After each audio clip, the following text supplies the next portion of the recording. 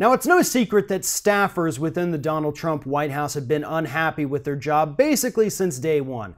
As early as March, stories started coming out about how staffers were miserable, how they didn't like to be around Donald Trump, how his erratic behavior and instantaneous anger led them to live on pins and needles, not knowing who they were going to be facing that day in terms of Donald Trump's personality. On top of the fact, they're constantly berating the president behind the scenes to one another. They do not take him seriously, and they do not think that he's doing a good job. In spite of all of that, in spite of all of those reports, Donald Trump has been telling us constantly, especially recently, after a slew of firings at the end of the summer, that things in the White House are running smooth. Smoother than ever. Probably the most smooth the White House has ever been.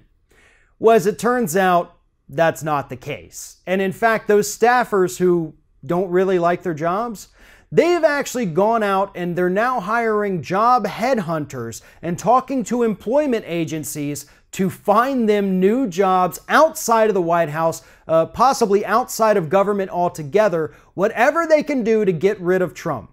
Now, this is according to a new report by Politico, but yes, the staffers inside the White House who promised to stay on at least through the end of the year have decided that they can't take it anymore and they want to get away from Donald Trump.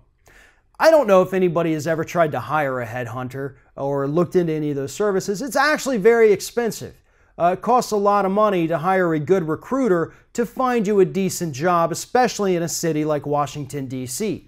But these people are so fed up with their position in the Trump administration, so fed up with having to constantly lie and pamper this, toddler man-baby president, that they have decided to incur those costs in order to find a different job where they won't go about hating their lives from sunup to sundown. But that's what we're dealing with here. Donald Trump told us when he came into office that he was only going to hire the best people, just the best people. Well, it turns out the best people don't want to work with you.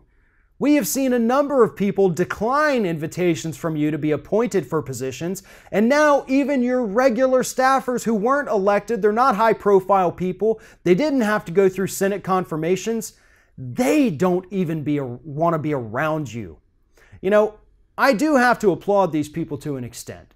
I couldn't imagine what it would be like having to work for Donald Trump for 8 months, let alone an entire calendar year. And so for them lasting this long, I think that's pretty darn good, and I think that's something that should go on a resume. Not that you worked for Donald Trump for 8 months, but that you were able to work and put up with Donald Trump for a solid 8 months. These people should be able to find new jobs pretty quickly once you consider that particular feat on a resume. Because there's not too many people in this country that could stand to be around a guy like Donald Trump for more than a day, let alone 8 solid months.